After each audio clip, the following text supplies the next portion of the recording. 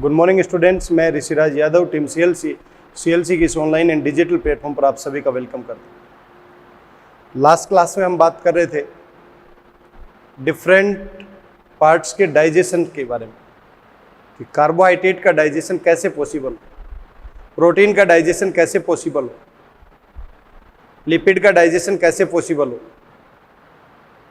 इसके अलावा nucleic acid का डाइजेशन कैसे पॉसिबल हो। इसका मतलब जो पॉलीमर यूनिट था उसको हमने मोनोमर यूनिट में कन्वर्ट करने की बात की, या कॉम्प्लेक्स को सिंपलर फॉर्म में कन्वर्ट करने की बात। और ऐसा क्यों किया?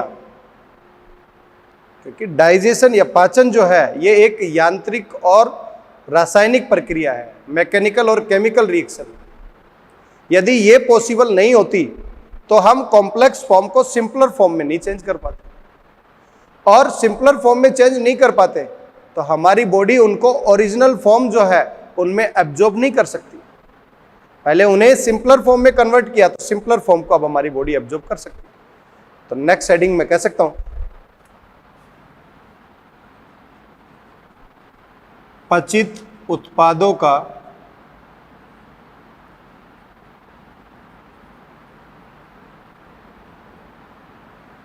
अवशोषण।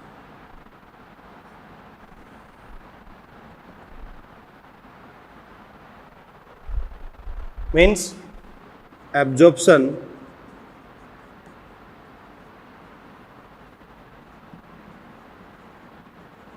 digested products। पचित उत्पाद, तो मैं आपको ये कहूं कि कार्बोहाइड्रेट है, ये किस फॉर्म में था? ओरिजिनल फॉर्म, पॉलीसेक्राइड्स की फॉर्म।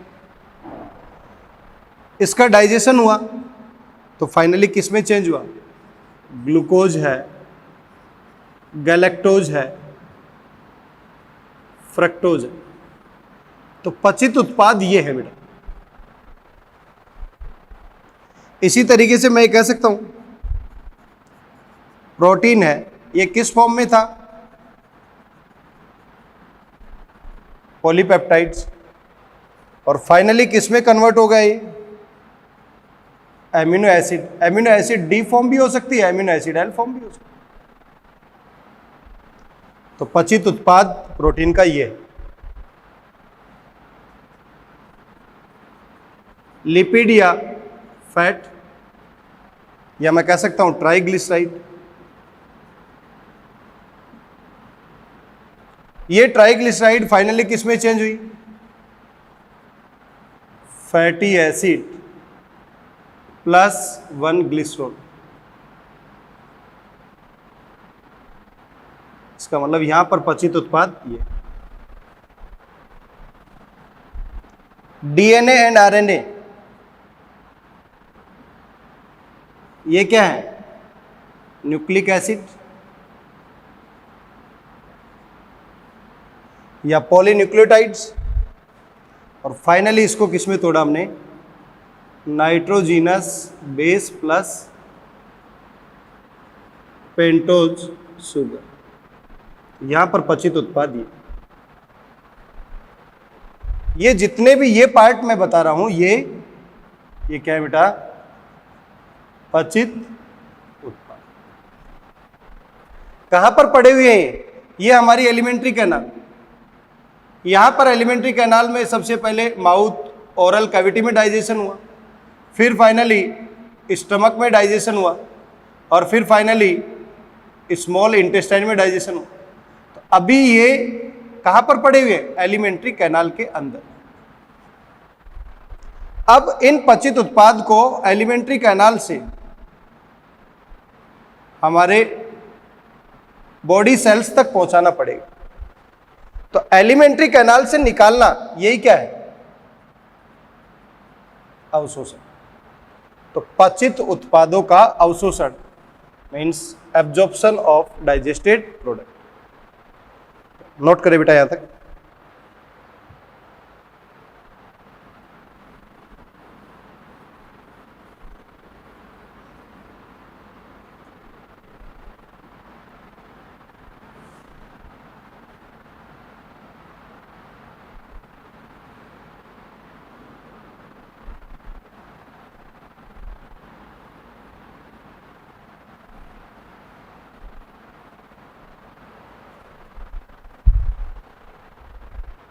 अवशोषण वह प्रक्रिया है जिसमें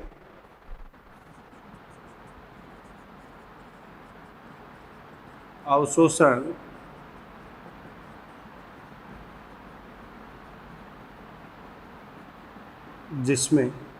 अवशोषण कौन सी प्रक्रिया है जिसमें हम करेंगे क्या बेटा, जो पचित उत्पाद है, पाचन से प्राप्त उत्पाद है, उनका आंतरिक म्यूकोसा से निकलकर रक्त या लसिका में प्रवेश करना। अवशोषण वह प्रक्रिया है जिसमें पाचन के पश्चात मिले पचित उत्पाद या पचित उत्पादों का आंतरिक म्यूकोसा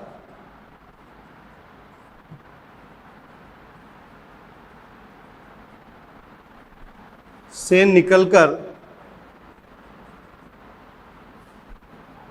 रक्त या लसिका में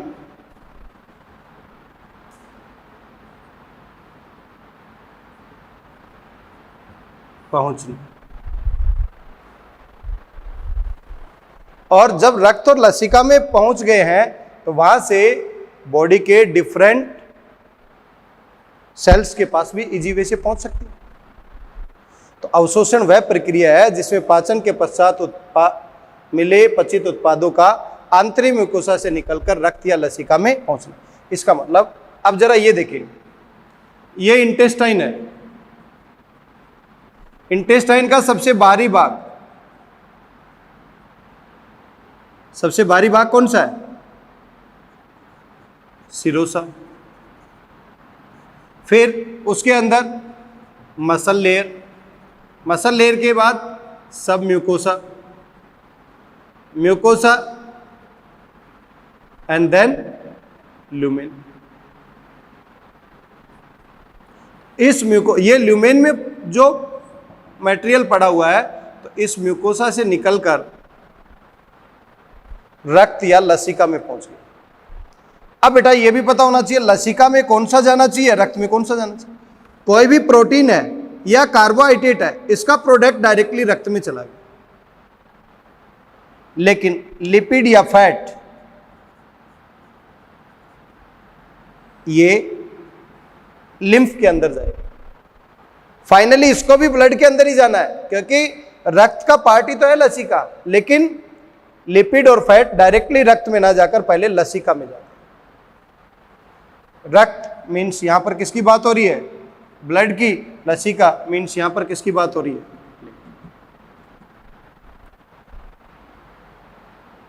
तो मैं कह सकता हूं आंतरिक म्यूकोसा, आंतरिक म्यूकोसा में रक्त को सप्लाई करने के लिए यहां पर क्या होनी चाहिए? Blood capillaries. और इस आंतरिक म्यूकोसा में लिम्फ को सप्लाई करने के लिए क्या होनी चाहिए? Lymph capillaries. और लिम्फ कैपिलरीज को आंतरिक म्यूकोसा में हम क्या नाम देते हैं? लैक्टियल्स। तो आंतरिक म्यूकोसा में इस तरीके से वलन पाए जाते हैं। ऐसे यहां पर माइक्रोविलाई उपस्थित होती,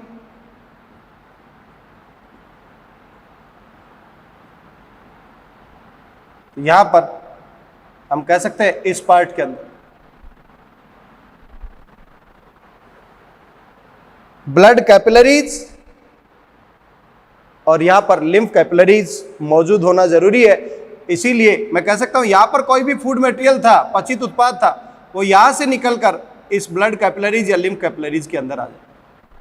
इसी प्रक्रिया को क्या बोल रहे हैं बेटा हम? अवशोषण। क्लियर? नोट किया सभी ने?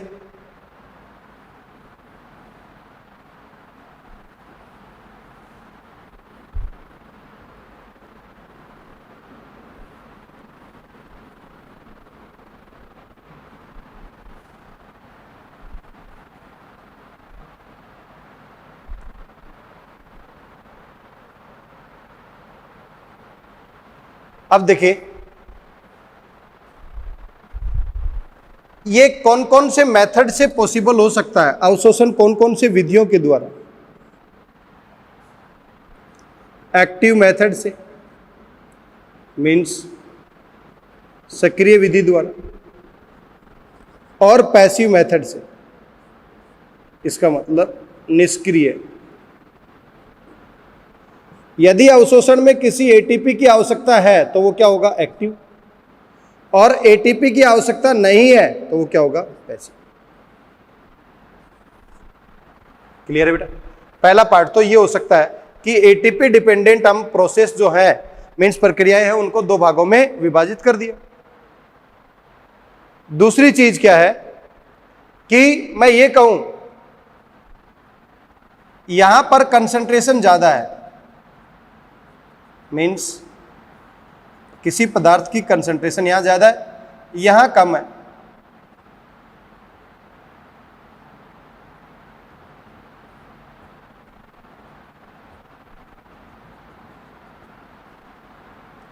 ज्यादा से कम की ओर डिफ्यूजन या विसरण को दर्शाते हैं। तो जो पचित उत्पाद है उनका विसरण के द्वारा भी अवशोषण हो सकता है, सक्रिय विधि द्वारा भी हो सकता है, निष्क्रिय विधि द्वारा भी हो सकता है। अब ज्यादा से कम की ओर जाएगा तो आप जरा सोचे विसरण कैसी प्रक्रिया होगी? निष्क्रिय।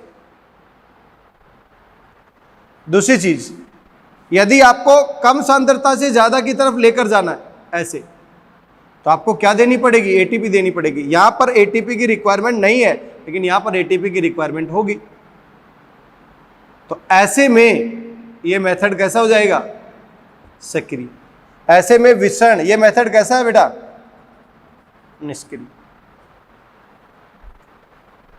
अब किसी भी कोई भी ऐसा मटेरियल है, किसी भी उत्पाद को किसी आयन की रिक्वायरमेंट है, फॉर एग्जाम्पल कोई भी उत्पाद है, उसको गमन करने के लिए फॉर एग्जाम्पल सोडियम आयन की रिक्वायरमेंट होगी। इसका मतलब सोडियम आयन इस उत्पाद के एब्जॉर्प्शन में सहायता कर रहा है, फैसिलिटी प्रोवाइड कर रहा है, इसको बोलते हैं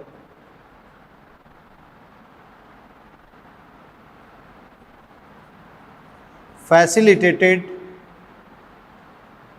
ट्रांसपोर्ट, मीन्स सुसाध्य परिवहन। तो पचित उत्पाद जितने भी हैं उनका अवशोषण निष्क्रिय, सक्रिय या सुसाध्य परिवहन क्रिया विधि द्वारा संपन्न होता है। क्लियर है? तो एनसीईआरटी में लिखा हुआ है कि जो पचित उत्पाद है उसका अवशोषण सक्रिय, निष्क्रिय या सुसाध्य परिवहन के द्वारा संभव होता है। अलग अलग भाग का हम देखेंगे कि कौन से भाग का एक्टिव होगा, कौन से भाग का पैसिव होगा, कौन से भाग का फैसिलिटेटेड ट्रांसपोर्ट या सुसाध्य परिवहन से होगा। लेकिन उससे पहले हमें यह पता होना चाहिए हमारे एलिमेंट्री कैनाल के कौन कौन से भाग में किस किस का अवशोषण संभव होगा। तो एक टेबल बना लेते हैं।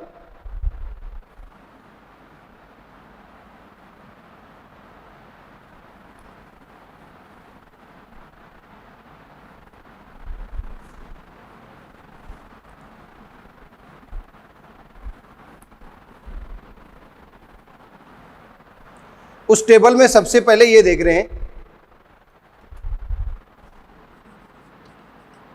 मुख्य भाग में किस किस का अवशोषण हो। आप जरा ये सोचें, मुख्य का मतलब डायरेक्टली किसकी बात कर रहे हैं? मुख्य गुहा की। मुख्य गुहा में जो भोजन है वो कुछ देर के लिए रुकता है, लेकिन इस भाग में भी कुछ औषधियां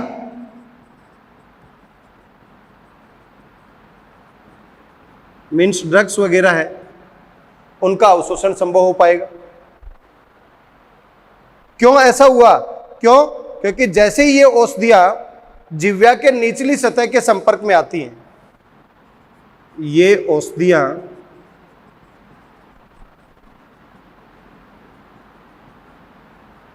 जिह्वा के निचली सतह के संपर्क में आती है, तो वहां से इनका अवशोषण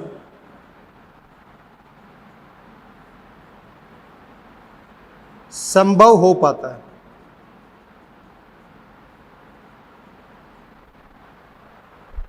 क्लियर?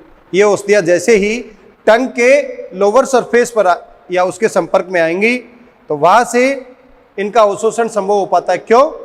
क्योंकि टंग के नीचे की सरफेस है, वहां पर क्या मौजूद है? म्यूकोसा। क्लियर? और इस म्यूकोसा के अंदर क्या है? रक्त केशिकाएं, मीन्स ब्लड कैपिलरीज। उन रक्त केशिकाओं से कुछ औषधियों का मुख गुहा से क्या हो जाता है बेटा? अवशोषण। क्लियर? सेकंड हम बात करते हैं दूसरी टेबल में। इसके बाद मुख गुहा के बाद ग्रसनी, ग्रसिका और फिर फाइनली आमाशय। आमाशय या स्टमक। इस भाग में सिंपल शुगर है, अल्कोहल है, वाटर है, इनका अवशोषण इजी वे से हो जाता है। तो मैं कह सकता हूं यदि मुख का आमाशय भाग से कंपेयर करें तो यहां तो कुछ ही अमाउंट में हुआ, आमाशय में इससे ज्यादा, और छोटी आंत में देखेंगे तो सबसे ज्यादा अवशोषण संभव होगा। तो हम कह सकते हैं water, simple sugar, alcohol, water, simple sugar and alcohol.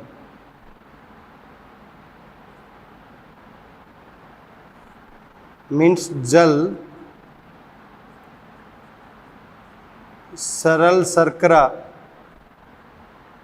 तथा अल्कोहल का अवशोषण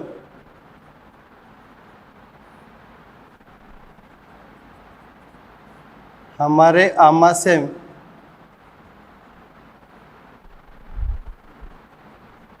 भाग से संभव हो पाता है।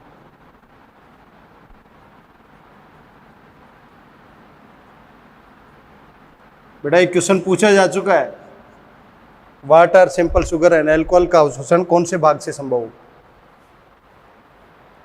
ठीक है, नेक्स्ट।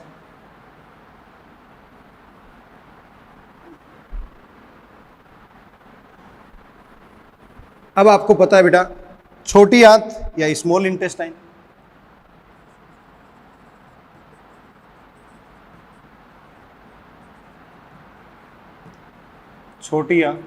छोटी आंत में सभी का पाचन संभव हो पाए। पाचन के बाद उसका अवशोषण करना है तो पाचन कहां संभव हो पाया? ड्यूडेनम भाग। अब जेजुनम भाग में मैक्सिमम एब्जॉर्प्शन होता है। तो आपसे पूछा जाए मैक्सिमम एब्जॉर्प्शन कौन से भाग में होगा? Small intestine. स्मॉल इंटेस्टाइन के कौन से भाग में? जेजुनम में। लेकिन स्मॉल इंटेस्टाइन के कौन से भाग में मैक्सिमम डाइजेशन होगा? ड्यूडेनम या ग्रहणी भाग में। तो मैं कह सकता हूं पोषक तत्वों के अवशोषण का, पोषक तत्वों के अवशोषण का मुख्य अंग छोटी आंत है। अब पोषक तत्वों का जो अवशोषण करना है, जिसका डाइजेशन पॉसिबल हो गया उस सबका करवा दो। मुख्य अंग यही क्यों हुआ? क्योंकि यहां पर पाचन की क्रिया पूरी हो जाती है। तो मैं लिख सकता हूं यहां पर पाचन की क्रिया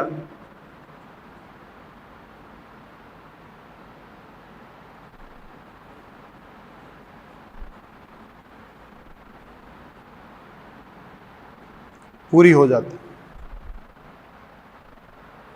नेक्स्ट, पाचन के अंतिम उत्पाद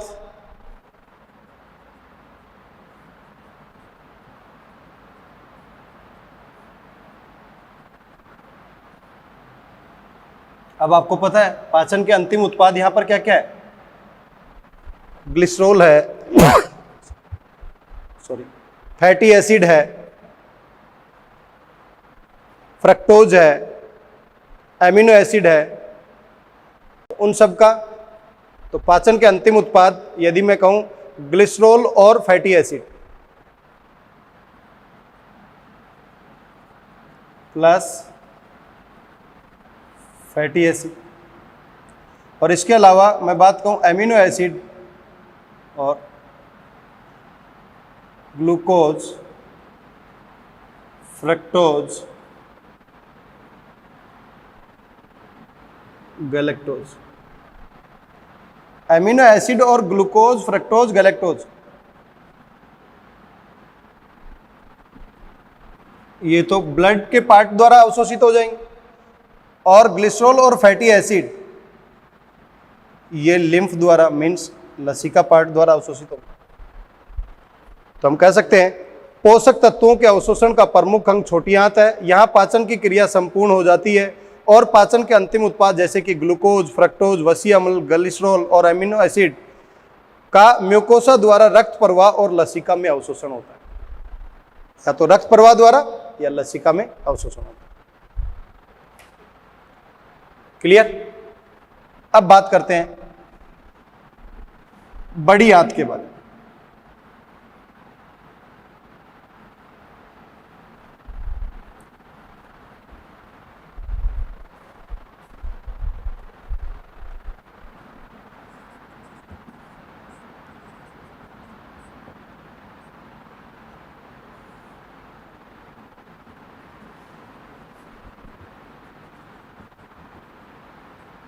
इस भाग में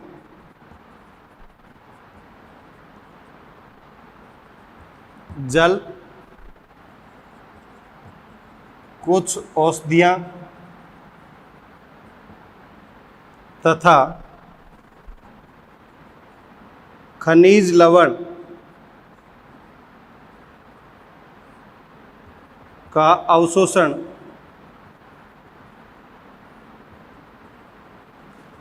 संभव हो पाता है।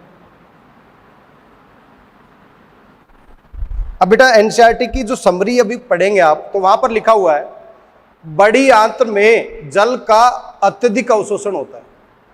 सबसे ज्यादा अवशोषण तो जल का यहां पर ही हुआ है, लेकिन जो बचा हुआ पार्ट है उसका सबसे अधिक अवशोषण कहां पर होगा? बड़ी आंत, तथा उसके साथ कुछ औषधियां तथा खनिज लवणों का अवशोषण हो पाता है। अब इन सब का अवशोषण कैसे कैसे पॉसिबल हुआ? एक्टिव है या पैसिव है या फैसिलिटेटेड ट्रांसपोर्ट है या सिंपल डिफ्यूजन से हुआ है, उन सब की लिस्ट भी बना लेते हैं कि कौन कौन से पार्ट का कैसे कैसे अवशोषण संभव हुआ है। तो नोट करें पहले यहां तक, जैसे कि ग्लूकोज है, एमिनो अम्ल है और क्लोराइड आयन है, इन सभी का अवशोषण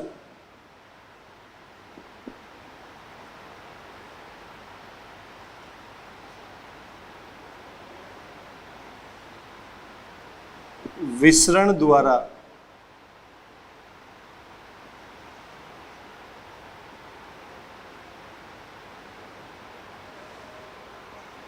संभव होता है। ग्लूकोज है, एमिनो अम्ल है या क्लोराइड आयन है, इनका अवशोषण विसरण द्वारा संभव होता है। विसरण या सिंपल डिफ्यूजन, इसे क्या बोलते हैं बेटा जी? Simple diffusion. और सिंपल डिफ्यूजन में किसी भी प्रकार के एटीपी की आवश्यकता नहीं होगी। एटीपी की आवश्यकता नहीं है तो हम ये कह सकते हैं कि ये एक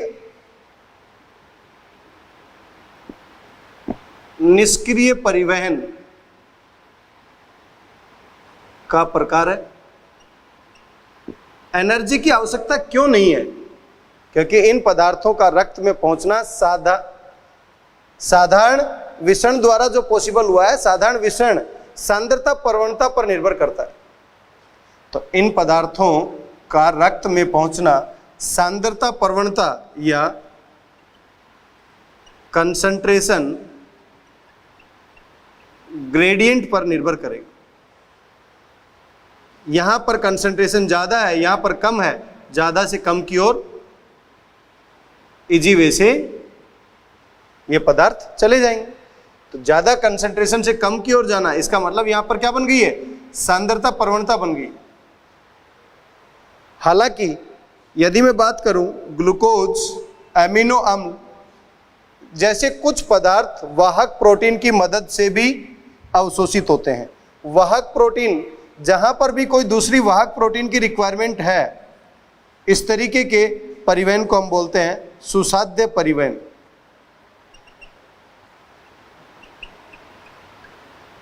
हिंस, पहली लाइन में आपने देखा ग्लूकोज, एमिनो अम्ल और क्लोराइड सिंपल डिफ्यूजन से भी जा रहे हैं। ग्लूकोज और एमिनो अम्ल में कुछ वाहक प्रोटीन की आवश्यकता हो रही है, तो सुसाध्य परिवहन से भी जा रहे हैं।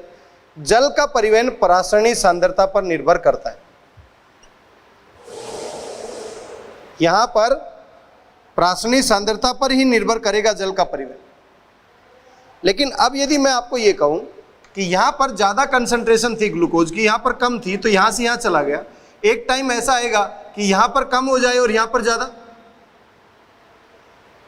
तो अब कंसंट्रेशन कम है और यहां पर कंसंट्रेशन ज्यादा है, कम से ज्यादा की ओर, इसका मतलब अब हमें यहां से यहां पर लेकर जाना है, तो सांद्रता प्रवणता के विरुद्ध काम करना पड़ेगा और ऐसे टाइम पर हमें एनर्जी देनी पड़ेगी। तो मैं लिख सकता हूं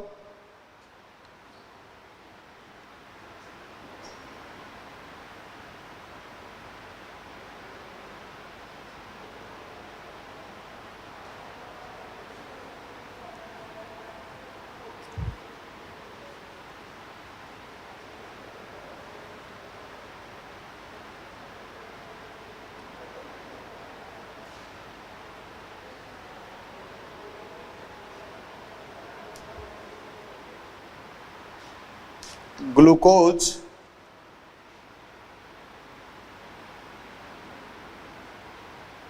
कॉमा अमीनो अम्ल तथा सोडियम आयन का परिवहन यदि सांद्रता प्रवणता के विरुद्ध हो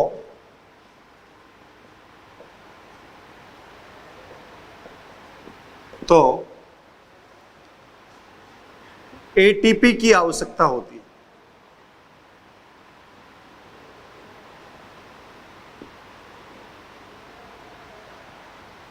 इसे सक्रिय परिवहन कहा जाता है।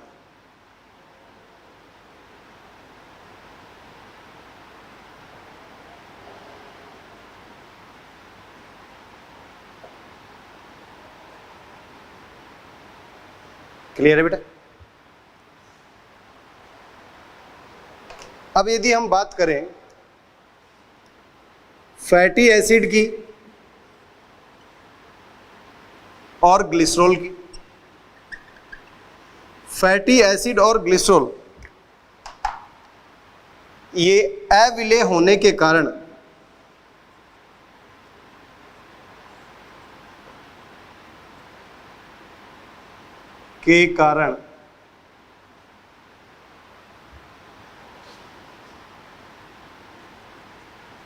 रक्त में अवशोषित नहीं हो पाते।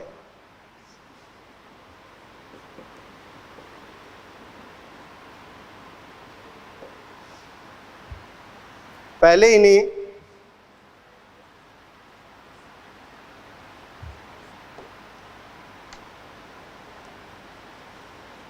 मिसेल में परिवर्तित किया जाता है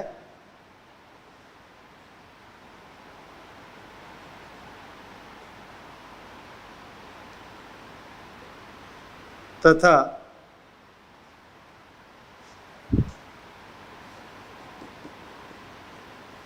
आंतरीय म्यूकोसा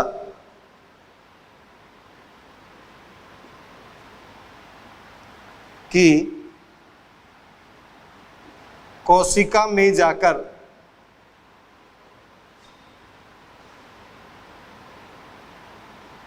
इनके चारों तरफ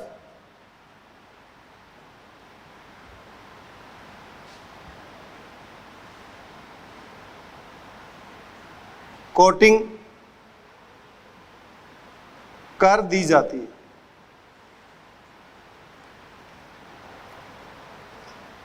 तथा इन्हें लिपोप्रोटीन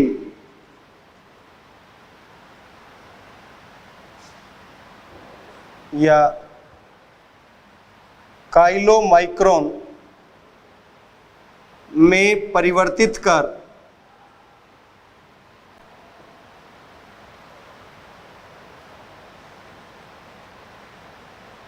लसिका में छोड़ दिया जाता है।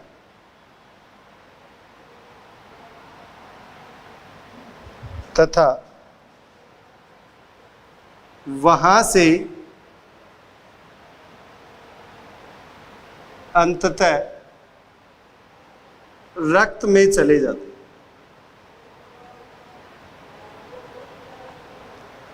देखिए बेटा, फैटी एसिड और ग्लिसरॉल अविलेय होने के कारण रक्त में अवशोषित नहीं हो पाएंगे। रक्त में अवशोषित नहीं हो पा रहे तो पहले इसे माइसेली में परिवर्तित किया जाता है। ये क्या है? विलेय है। जैसे ही माइसेली में परिवर्तन हुआ तो आंतरिक मुकोसा की कोशिका, जिसे बोलते हैं एंटेरोसाइट, वहां जाकर इनके चारों तरफ एमिनो एसिड की कोटिंग कर दी जाती है, परत बना दी जाती है। तो एमिनो एसिड की कोटिंग करेंगे तो चारों तरफ क्या हो गया? Proteinaceous part. तो अब इसे क्या बोलते हैं? लिपोप्रोटीन, क्योंकि ये था लिपिड और उसके चारों तरफ प्रोटीन, उसे बोल रहे काइलोमाइक्रोन। इस काइलोमाइक्रोन में परिवर्तित करके इसको लसिका के अंदर लिम्फ में छोड़ दिया जाता है। और यहाँ पर लसिका को सप्लाई करने के लिए क्या प्रेजेंट है? आंतरिक भाग में लैक्टियल सेल्स होती हैं, उसमें छोड़ दिया जाता है और अंततः ये रक्त में चले जाते हैं। क्लियर है बेटा? डायग्राम के बेसिस पर समझेंगे, पहले इसको नोट करें। डायग्राम के बेसिस पर समझे बेटा। ये हमारे इंटेस्टाइनल विलाई वाला पार्ट है, मीन्स आंतरिक भाग पर अंगुली नुमा प्रवर्ध प्रेजेंट है, दिखाई दे रहे हैं आप। इन विलाई या अंकुरों के ऊपर यहां पर माइक्रो विलाई उपस्थित होते हैं, जिन्हें बोलते हैं हम सूक्ष्मांकुर। और ये सूक्ष्मांकुर का उपस्थित होना और विलाई का उपस्थित होना ये इंडिकेट करता है कि इसका सरफेस एरिया, आंतरिक भाग का पृष्ठीय क्षेत्रफल कई गुना बढ़ जाता है। कई गुना बढ़ने के पीछे रीजन ये भी है कि पाचन भी इजी वे से पॉसिबल हो पाए और उसका अवशोषण भी इजी वे से पॉसिबल हो पाए। क्लियर? इस विलाई के अंदर यहां पर मैंने देखा, यहां पर आर्टरी की सप्लाई है, मीन्स धमनी की आपूर्ति भी है। यहां पर वेन की सप्लाई भी है, मीन्स सिरा की आपूर्ति भी है। आर्टरी और वेन, यदि मैं कहूं कि एक साइड में ये आर्टरी वाला पार्ट, ये वेन वाला पार्ट, तो ये डिवाइड होगा आर्टेरियोल में और ये डिवाइड होगा वेन्यूल में, और फाइनली इन दोनों को कनेक्ट करने के लिए यहां पर क्या प्रेजेंट होगी? कैपिलरीज, जिसे हम बोलते हैं केशिकाएं। ये धमनी, ये सिरा, ये धमनिका, ये सिराकाएं, और ये क्या है? कैपिलरीज मीन्स केशिकाएं। एक साइड में ये आर्टरी आर्टेरियोल में डिवाइड हुई, एक साइड में वेन वेन्यूल में डिवाइड हुई, और जो बीच का पॉइंट है इसे क्या बोल रहे हैं? कैपिलरीज। तो देख सकते हैं आप, ये धमनी, यहां पर ये आर्टेरियोल और ये वेन, तो ये वेन्यूल, और जो ये डिवाइड हो रही है तो ये बीच में क्या है? केशिकाएं या कैपिलरीज। कौन सी कैपिलरीज है ये कैपिलरीज है ब्लड कैपिलरीज, इसलिए मैं कह सकता हूं ये क्या है? रक्त केशिकाएं, ब्लड कैपिलरीज। लेकिन इसी भाग में यहां पर लिम्फ कैपिलरीज भी होती है, ये दिखाई दे रही है आप, लिम्फ कैपिलरीज श्वेत कलर की दिखाई देती है क्योंकि यहां पर लिपिड या फैट का डिपोजिशन हो जाता है। इन लिम्फ कैपिलरीज को हम बोलते हैं लैक्टियल्स। अब आपको यह भी पता लग गया कि कोई भी कार्बोहाइड्रेट का जो प्रोडक्ट है ग्लूकोज है, फ्रक्टोज है, गैलेक्टोज है। कोई भी प्रोटीन का प्रोडक्ट है एमिनो एसिड की फॉर्म में, सिंगल एमिनो एसिड है, डाइपेप्टाइड है या ट्राइपेप्टाइड है। और लिपिड का जो प्रोडक्ट है वो क्या है? Fatty acid and glycerol. ये सभी क्या है? ये डाइजेस्टेड प्रोडक्ट है, पचित उत्पाद है। इनका अवशोषण कौन कौन से भाग में होगा? तो देखिए बेटा, ये आंतरिक भाग, आंतरिक भाग में कौन कौन सा पार्ट है? एक ब्लड कैपिलरीज वाला और एक लिम्फ कैपिलरीज वाला। तो ये fructose, galactose, glucose, amino acid, dipeptide, tripeptide, यहां से लेकर यहां तक का पचित उत्पाद जो है वो बेटा जी ब्लड कैपिलरीज में आएगा। लेकिन फैटी एसिड और माइसेली वाला ये पोर्शन, ये पचित उत्पाद किस में आएगा? लिम्फ कैपिलरीज में। क्योंकि ये एविले हैं, इनसोल्यूबल है, तो पहले इनको सोल्यूबल फॉर्म में कन्वर्ट किया जाता है, जिसे बोलते हैं माइसेली। फिर माइसेली के बाद इनको काइलोमाइक्रोन में परिवर्तित किया जाएगा, फिर काइलोमाइक्रोन से इसको इन लिम्फ कैपिलरीज में छोड़ा जाएगा। क्लियर है बेटा यहां तक? तो देखिए यहां पर 6 कार्बन में ये ग्लूकोज की ऐसी स्ट्रक्चर होती है, गैलेक्टोज की भी ऐसी स्ट्रक्चर होती है, फ्रक्टोज की इस तरीके से 6 कार्बन स्ट्रक्चर है, लेकिन आपने पढ़ा होगा पायरेन स्ट्रक्चर होती है, ये फ्यूरेन स्ट्रक्चर होती है। तो ये 5 कार्बन की फॉर्म में, 5 रिंग की फॉर्म में, और ये 6 रिंग की फॉर्म में प्रेजेंट होती है। दोनों के अंदर कार्बन 6 ही है, इसके अंदर भी 6 कार्बन है, इसके अंदर भी 6 कार्बन है, इसके अंदर भी 6 कार्बन। ग्लूकोज के अंदर एल्डिहाइड ग्रुप है, इसके अंदर कीटो ग्रुप है, तो ये एक दूसरे के फंक्शनल आइसोमर है। और ग्लूकोज और गैलेक्टोज ये एक दूसरे के एपीमर फॉर्म। कार्बोहाइड्रेट का ये प्रोडक्ट है, सैकराइड का ये एक प्रोडक्ट है। इसको ग्लूकोज को हम सिंपल डिफ्यूजन से भी ट्रांसपोर्ट करवा सकते हैं, मोस्टली ग्लूकोज के पार्ट को एक्टिव फॉर्म में भी ट्रांसपोर्ट करवा सकते हैं, और किसी कैरियर आयन के फॉर्म में भी करवा सकते हैं। तो यदि carrier ion, secondary active transport यदि आयन की फॉर्म में करवाओगे तो उसे बोलते हैं फैसिलिटेटेड डिफ्यूजन। ये इंटेस्टाइनल वाला रीजन, ये इंटेस्टाइनल म्यूकोसा की जो सेल है इनको बोलते हैं एंटेरोसाइट।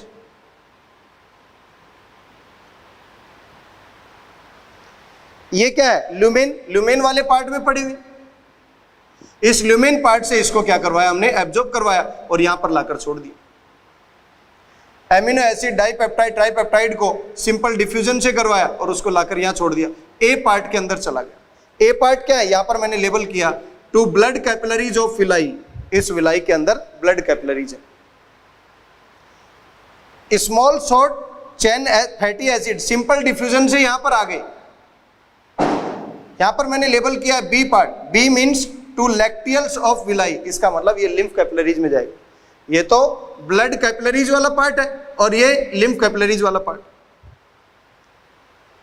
तो थ्योरेटिकल पार्ट में मैंने सब चीजें एक्सप्लेन की। एक चीज इंपॉर्टेंट है यहां पर एक्सप्लेन करना, वो है शॉर्ट और long chain fatty acid plus monoglyceride. यहां पर इसने माइसेली फॉर्मेशन किया। ये माइसेली यहां से मूव करता हुआ यहां पर आ गया। जैसे ही इस एंटेरोसाइट या इंटेस्टाइनल सेल के अंदर जाएगी तो इसके चारों तरफ इस तरीके से ये कोटिंग प्रेजेंट हो जाएगी, और ये प्रोटीनियस कोटिंग है। यहां पर क्या था? ये मोनोग्लिसराइड। देखो यहां पर एक लाइन और यहां पर एक रिंग है। यहां पर मोनो से ये एक लाइनिंग और 2 ओपनिंग आई, यहां पर एक लाइनिंग और 3 ओपनिंग दिखाई दे रही। इसका मतलब ये क्या बन गया? ट्राइग्लिसराइड बन गया। और ट्राइग्लिसराइड के ऊपर प्रोटीन की कोटिंग भी आ गई है, इसे बोल रहे हैं काइलोमाइक्रोन। और एक काइलोमाइक्रोन की फॉर्म में यहां पर एब्जॉर्प्शन हुआ है। ये कहां पर जाएगा? लिम्फ कैपिलरीज के अंदर। तो इस तरीके से इनका एब्जॉर्प्शन पॉसिबल होता है। अब आपके दिमाग में आ रहा होगा ये ब्लड कैपिलरीज से फिर कहां जाएगा और लिम्फ कैपिलरीज से कहां जाएगा? तो ये भी देख लेते हैं बेटा।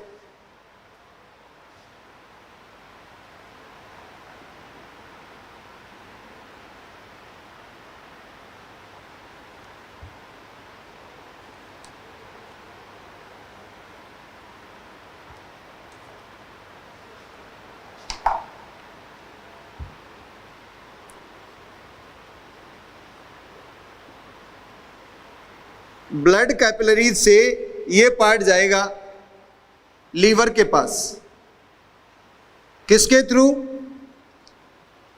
हेपेटिक पोर्टल वेन, मीन्स यकृत निवाहिका शिरा। और आपको पता है जब ये लीवर के पास पहुंच गया है, लीवर हमारे शरीर की सबसे बड़ी ग्लैंड है जो डिफरेंट टाइप के फंक्शंस को परफॉर्म करती है। और लिम्फ कैपिलरी से कहां जाएगा? लिम्फ कैपिलरी से जाएगा लेफ्ट सबक्लेवियन वेन के अंदर। बाई सबक्लेवियन शिरा जो है उस पार्ट में जाएगा। और लेफ्ट सबक्लेवियन वेन फाइनली कहां पर ओपन होगी? वेना कैवा, मीन्स महाशिरा के अंदर। और आपको पता है ये वेना कैवा कहां पर ओपन होती है? राइट ओरिकल के अंदर, मीन्स जो आलिंद का दायां भाग है उसके अंदर ओपन होगी। अब आपको बताएं आलिंद का जो दायां भाग है, मीन्स हार्ट का जो दायां भाग है, दायां आलिंद, उस दायां आलिंद के अंदर ये वेना कैवा ओपन हुई। तो अब दाएं आलिंद से दाएं नीले में, दाएं नीले से फिर लंग्स के पास, लंग्स से बाएं आलिंद, और बाएं आलिंद से बाएं नीले में, बाएं नीले से फिर रक्त के थ्रू पूरी बॉडी में पहुंच जाएगा। इसका मतलब फाइनली इसको भी कहां पर जाना है? ब्लड के अंदर। और ये भी कहां पर चला गया? ब्लड कैपिलरीज के अंदर गया, तो ये लीवर के थ्रू फाइनल डिफरेंट ऑर्गन में पहुंच जाएगा। और यहां पर लिम्फ कैपिलरीज में जा, ये भी फाइनली कहां पर आएगा? ऑरिकल में आ गया। इसका मतलब ब्लड सर्कुलेशन में आ जाता है। तो डायरेक्ट ब्लड सर्कुलेशन में तो किसका प्रोडक्ट गया? पॉलीसेक्राइड का प्रोडक्ट जो बना है मोनोसेक्राइड वो, और पॉलीपेप्टाइड का जो एमिनो एसिड बना है वो। लेकिन जो लिपिड का और फैट का डाइजेस्टेड प्रोडक्ट है उसे डायरेक्टली हमने ब्लड में ना भेजकर किसमें भेज दिया है? हमने भेज दिया लिम्फ कैपिलरीज में। और यहां पर लिम्फ कैपिलरीज जो है उनको क्या नाम दे रहे हैं बेटा? लैक्टियल्स। और लैक्टियल्स इस प्रोडक्ट को कहां छोड़ देती हैं? लेफ्ट सबक्लेवियन वेन के अंदर। लेफ्ट सबक्लेवियन वेन किसमें खुलेगी? Vena cava. और महाशिरा जो है ये कहां पर खुलेगी?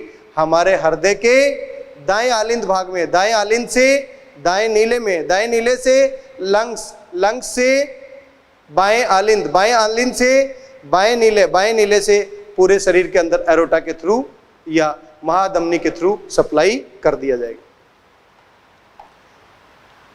तो जितने भी डाइजेस्टेड प्रोडक्ट हैं, पचित उत्पाद हैं, उनका अवशोषण डायग्रामेटिक फॉर्म में यदि आपको समझ में आ गया तो इस तरीके से इससे रिलेटेड जितने भी क्वेश्चन है वो बना भी सकते हैं। क्लियर है? तो बनाइए इस डायग्राम को एक बार आप। पचित पदार्थों के जो उत्पाद बने हैं उनके अवशोषण से संबंधित आपने थ्योरेटिकल पार्ट देखा। अब हम बात करेंगे उन्हीं से रिलेटेड कुछ क्वेश्चंस के बारे में कि किस तरीके के क्वेश्चन एग्जाम में पूछे जाते हैं।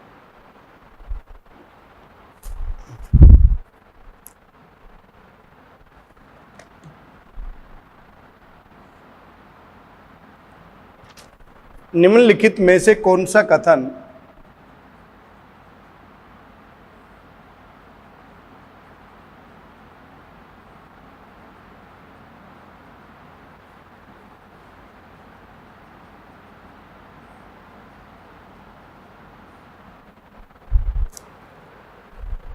मानव में भोजन के पाचन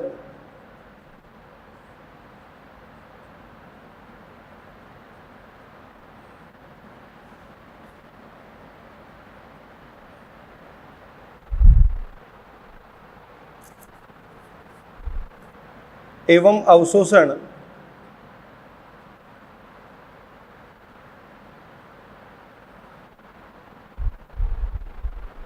के संदर्भ में सत्य है?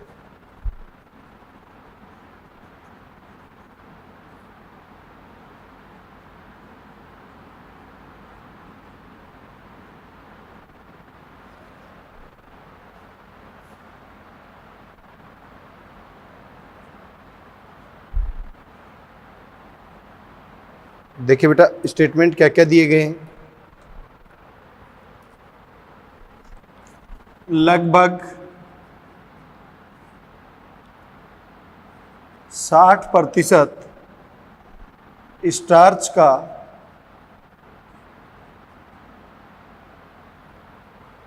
जल अपघटन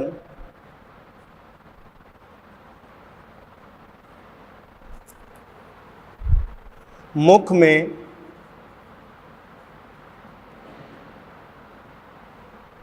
लारिय एमाइलेज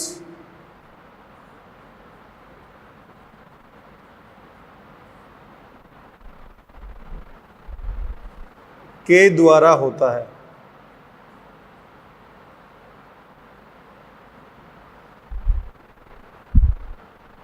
दूसरा,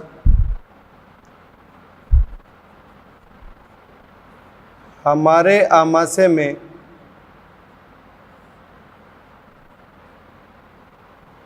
परिधीय कोशिकाओं के द्वारा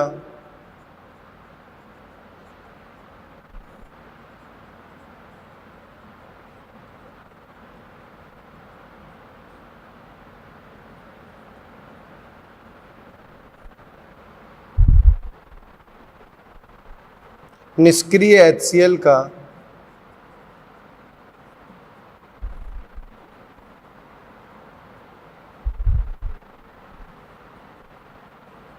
श्रावण होता है।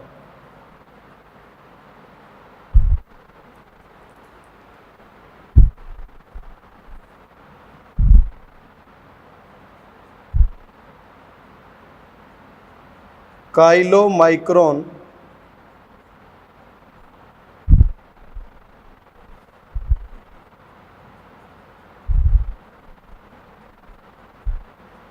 लाइपोप्रोटीन के लघु अणु हैं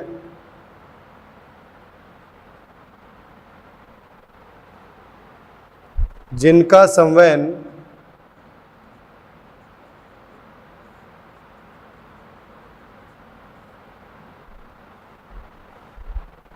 आंत्र में रुधिर केशिकाओं में होता है।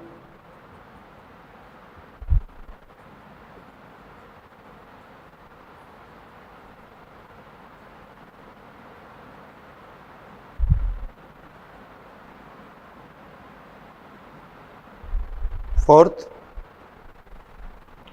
फ्रक्टोज तथा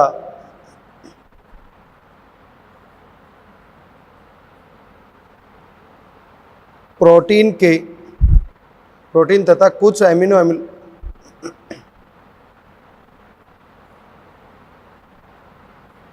फ्रक्टोज तथा कुछ अमीनो अम्ल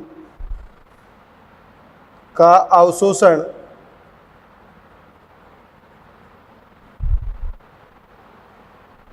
आंतरीय श्लेष्मा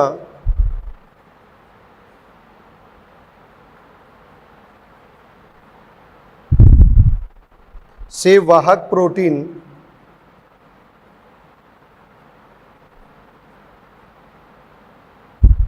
के द्वारा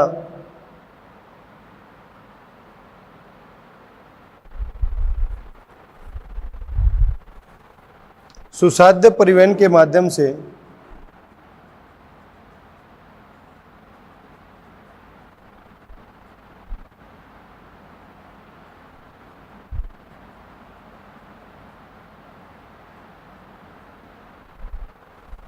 बिना ऊर्जा का उपयोग किए होता है।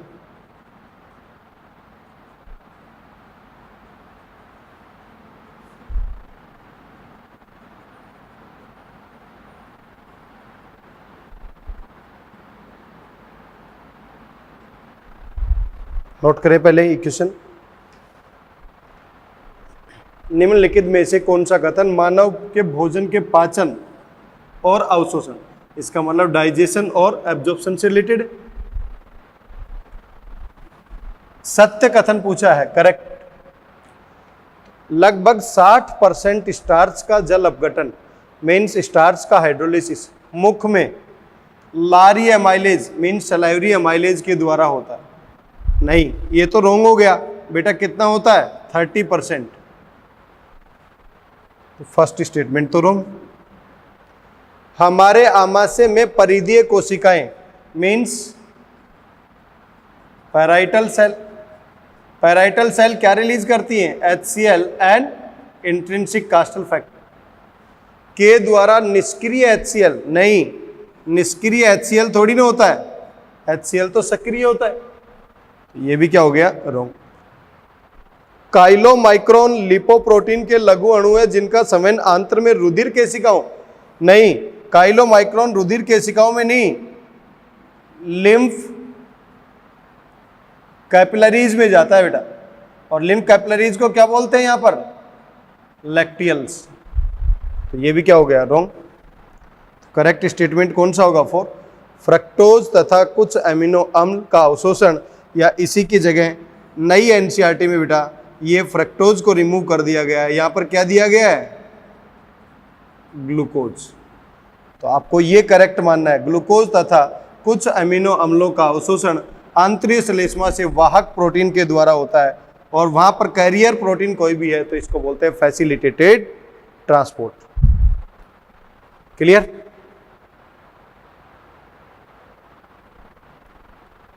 Next question.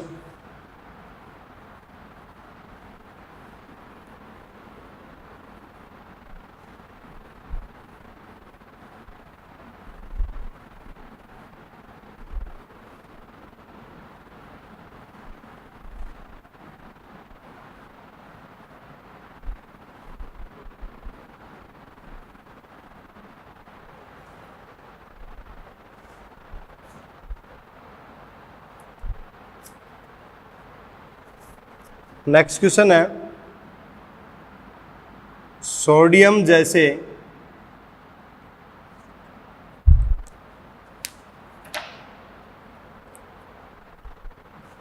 वाहक आयन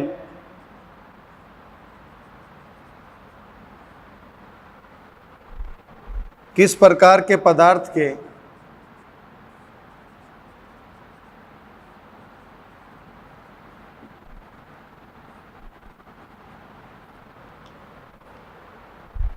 अवशोषण को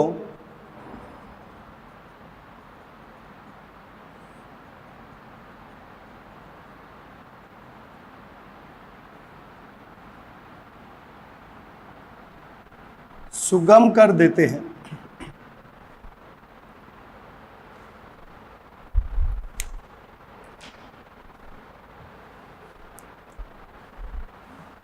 first, second, third and fructose plus amino acid plus glucose plus fatty acid and fatty acids plus glycerol. Sodium जैसे वाहक आयन किस प्रकार के पदार्थ के अवशोषण को सुगम कर देते? इसका मतलब किसकी बात कर रहा है वो? फैसिलिटेटेड, या मैं कह सकता हूं सुसाध्य। और सुसाध्य परिवहन जो है वो ग्लूकोज और एमिनो एसिड के लिए रिक्वायर्ड होता है। फर्स्ट ऑप्शन पुरानी एनसीईआरटी में ये दिया हुआ था, लेकिन ये रॉन्ग है। सेकंड करेक्ट है, थर्ड भी रॉन्ग है और फोर्थ भी रॉन्ग। क्लियर? नेक्स्ट क्वेश्चन देखिए।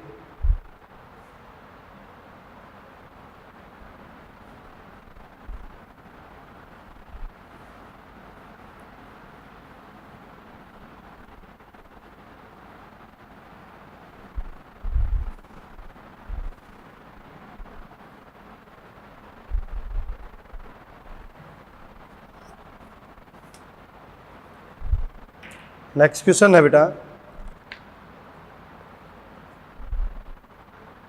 मानव में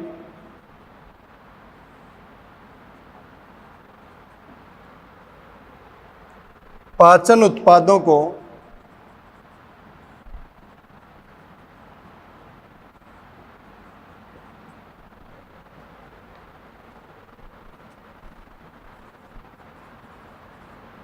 कॉलम सेकंड में दिए गए अवशोषण स्थल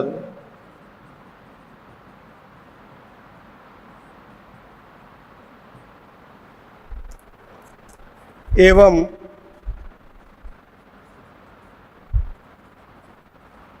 अवशोषण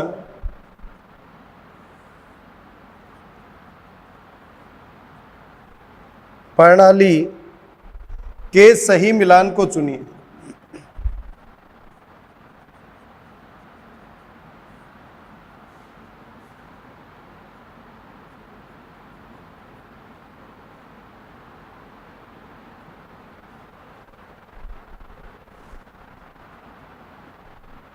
first, second, third and fourth. First में है कॉलम फर्स्ट और इस साइड में कॉलम सेकंड। कॉलम फर्स्ट में दिया गया है ग्लिसरॉल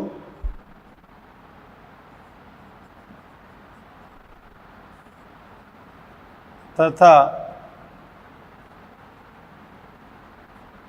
वसीय अम्ल। दूसरे में दे रखा है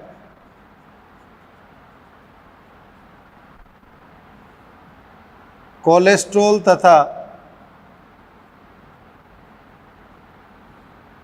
माल्टोज। तीसरे में दे रखा है ग्लाइसिन तथा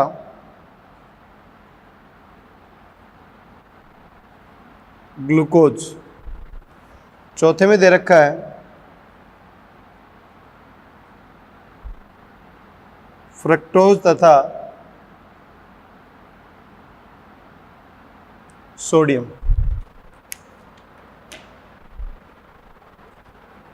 कॉलम सेकंड में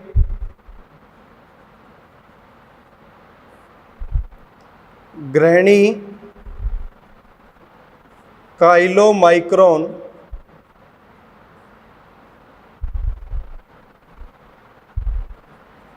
के रूप में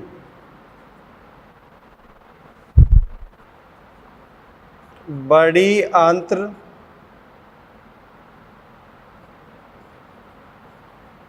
सक्रिय अवशोषण के रूप में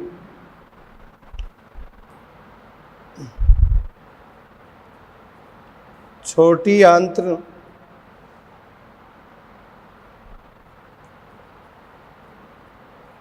सक्रिय अवशोषण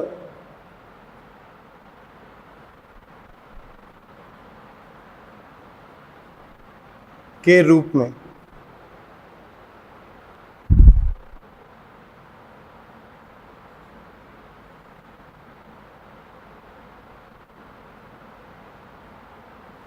छोटी आंत्र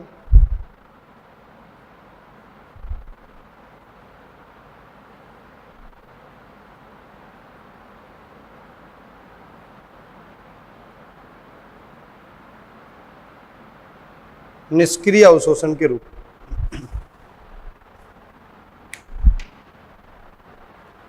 देखो एक साइड में दे रखा है पचित उत्पाद और दूसरी साइड में उसका अवशोषण साइट, मीन्स अवशोषण स्थल कहां पर हो। ग्लिसरॉल और फैटी एसिड, मैंने आपको ये बताया किसी भी फूड मटेरियल का डाइजेशन जो है वो छोटी आंत के ड्यूडेनम भाग में होगा, लेकिन अवशोषण कौन से भाग में होगा? जेजुनम में।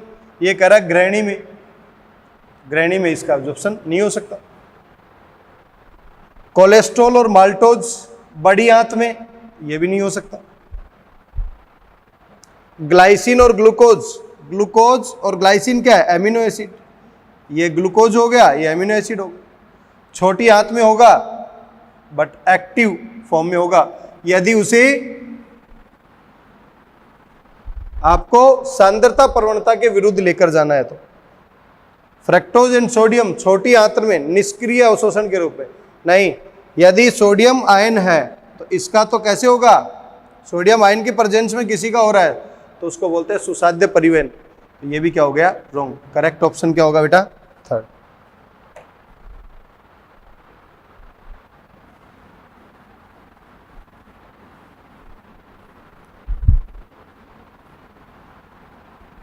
नेक्स्ट क्वेश्चन देखिए।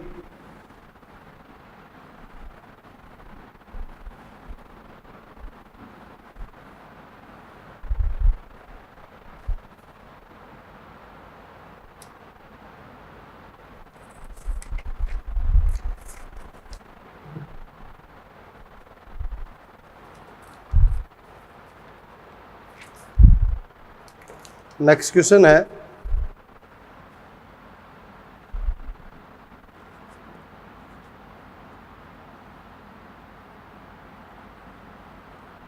फ्रक्टोज का अवशोषण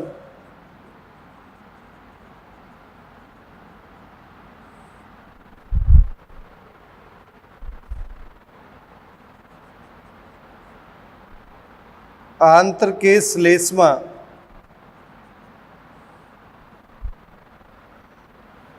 कोशिकाओं में से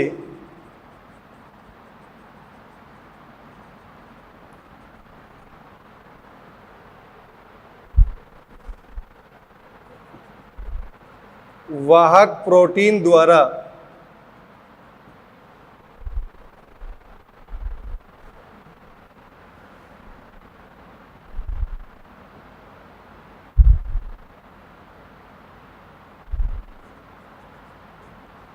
रक्त में किस क्रियाविधि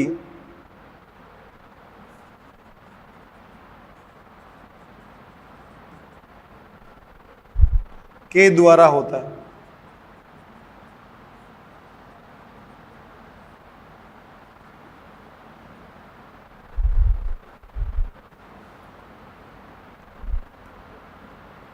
first, second, third and fourth. First है सक्रिय परिवहन,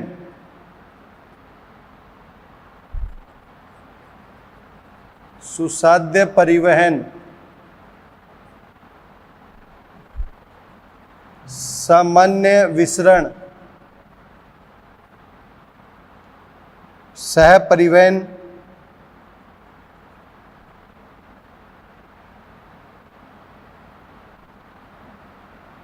क्रियाविधि। देखो यहां दिया गया फ्रक्टोज का, और कोई भी वाहक प्रोटीन काम कर रही है तो इस तरीके के अवशोषण में फैसिलिटी प्रोवाइड की जा रही है वाहक प्रोटीन के द्वारा, तो हम क्या बोलेंगे इसको? फैसिलिटेटेड ट्रांसपोर्ट या सुसाध्य परिवहन। फर्स्ट रॉन्ग है, थर्ड भी रॉन्ग है, फोर्थ भी रॉन्ग है, तो facilitated transport is the correct answer.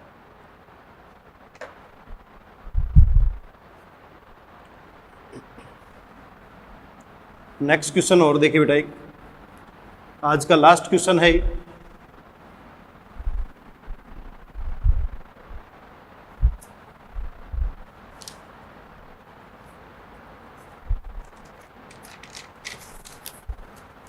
निम्न संरचनाओं को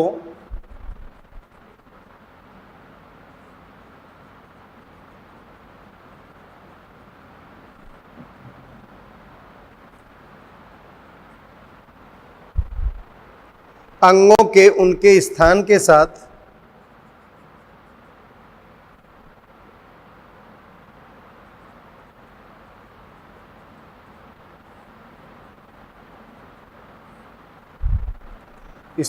साथ मिलान कीजिए।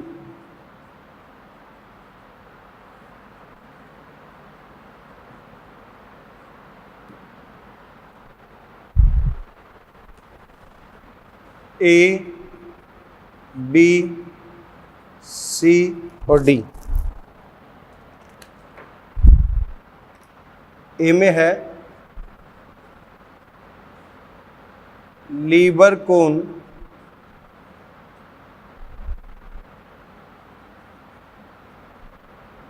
त्रिभुजिका या क्रिप्ट ऑफ लीबरकुन। बी में है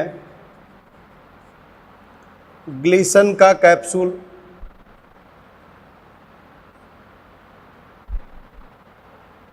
सी में है लैंगरहैंस का द्वीप।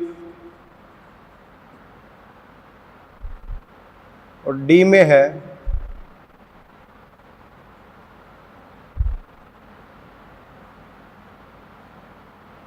ब्रूनर ग्रंथियां, first, second, third and fourth, इनसे मिलान करना है। अग्नाशय, ग्रहणी,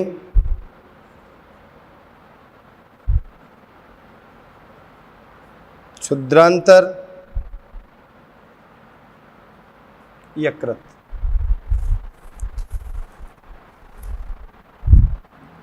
देखो बेटा, ब्रूनर ग्लैंड, लैंगरहैंस का द्वीप, ग्लीसन्स कैप्सूल एंड लीबरकून परद्वीप। अब आपको पता है ग्लीसन्स का कैप्सूल कहां पर होता है? हिपैटिक लोब्यूल्स को कवर करने वाला। हिपैटिक लोब्यूल कहां होती है? लीवर के अंदर। तो मैं कह सकता हूं इसका मैच हमने बी का मैच 4 से करवा दिया। आइलेट ऑफ लैंगरहैंस, लैंगरहैंस के द्वीप किसमें पाए जाते हैं? अग्नाशय या पैनक्रियाज के अंदर। ब्रूनर ग्लैंड, सब म्यूकोसा ऑफ ड्यूडेनम, और ड्यूडेनम को क्या बोलते हैं? ग्रहणी। तो ब्रूनर ग्लैंड कहां पर प्रेजेंट होती है? ग्रहणी के अंदर। लीवर कोन की परगोइका या लीवर कोन की दरारें, ये कौन से भाग में होती हैं?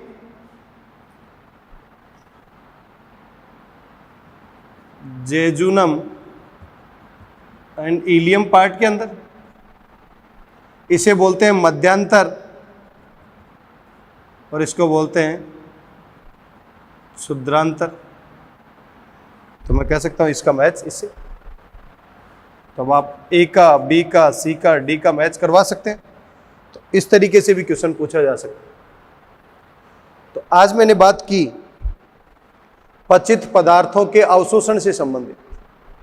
नेक्स्ट क्लास में हम बात करेंगे स्वांगीकरण के बारे में या एसिमिलेशन के बारे में, कि जो पचित पदार्थ हमारे एलिमेंट्री कैनाल से अब ब्लड और लिम्फ के अंदर पहुंच गए, तो फाइनली कहां पर पहुंचेंगे?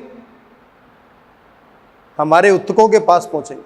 और उत्तकों में विभिन्न प्रकार की क्रियाओं को संपन्न करने के लिए ऊर्जा की आवश्यकता होती है।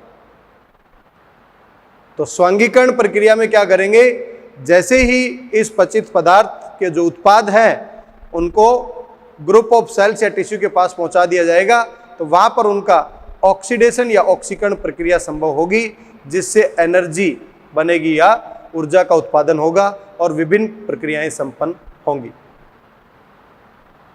तो इसकी बात हम नेक्स्ट क्लास में करेंगे। आज के लिए इतना ही।